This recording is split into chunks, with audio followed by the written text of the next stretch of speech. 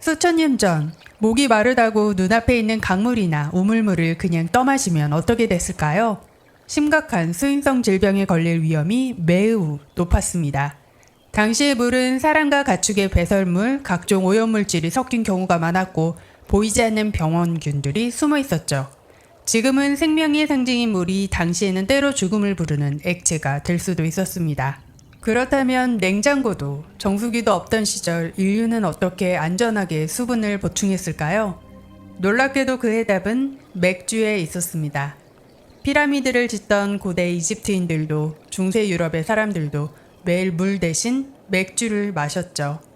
취하기 위해서가 아닙니다. 살아남기 위해서였습니다. 맥주가 어떻게 사람들을 지켜줄 수 있었을까요? 첫 번째 비밀은 바로 가열입니다. 맥주를 만들기 위해서는 메가즙을 오랜 시간 끓여야 했죠. 이 과정에서 많은 병원성 미생물들이 뜨거운 열을 견디지 못하고 제거됩니다. 오염된 물은 이 순간부터 전혀 다른 액체로 변하기 시작한 것입니다. 하지만 끓이는 것만으로는 충분하지 않았습니다. 여기서 등장하는 것이 바로 맥주의 상징, 홉입니다. 홉 속에 들어있는 알파산 성분은 많은 부패균의 증식을 억제하는 역할을 하죠. 맥주 특유의 쌉싸름한 맛은 사실 인류를 지켜준 천연 방어막이었던 셈입니다. 이제 메가즙이 식기 시작하면 진짜 하이라이트가 펼쳐집니다. 바로 발효의 마법사 효모의 등장입니다. 효모는 메가즙 속에 들어있는 당분을 먹이로 삼아 폭발적으로 증식하기 시작하죠.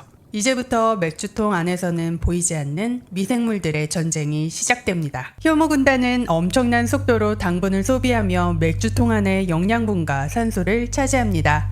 그 결과 혹시라도 살아남아 있던 다른 미생물들은 증식 경쟁에서 밀려나게 되죠. 맥주통은 점점 효모에게 유리한 공간으로 바뀌어 갑니다. 당분을 먹은 효모는 이제 새로운 무기를 만들어냅니다. 바로 탄산과 알코올, 그리고 유기산입니다. 알코올은 미생물의 성장을 억제하고 유기산은 맥주를 점점 산성 환경으로 바꾸죠. 대부분의 병원균에게는 살아남기 매우 어려운 조건이 만들어지는 겁니다. 고열로 끓이고 호불호 부패를 억제하고 효모가 알코올과 산성을 만들어내는 발효 과정.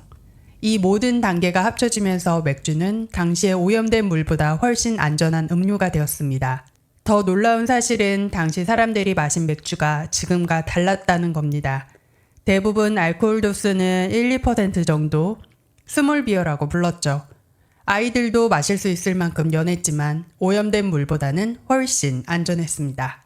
현미경도 없고 세균이라는 개념조차 없던 시대. 사람들은 과학적 원리를 몰랐지만 경험으로 알게 되었습니다. 이 물은 위험하지만 이 맥주는 안전하다. 그렇게 맥주는 수많은 사람들의 생존을 도왔고 인류는 안정적으로 수분을 공급받으며 거대한 도시와 문명을 발전시켜 나갈 수 있었습니다. 우리가 오늘 밤 아무 생각 없이 마시는 맥주 한 잔. 그 안에는 단순한 술이 아니라 수천 년 동안 인류를 지켜온 발효과학의 역사가 담겨 있습니다. 한때 맥주는 기호식품이 아니라 생존을 위한 필수품이었습니다. 그리고 그 작은 한 잔이 인류 문명의 역사를 바꿔놓았죠. 지금까지 몸속연구소였습니다.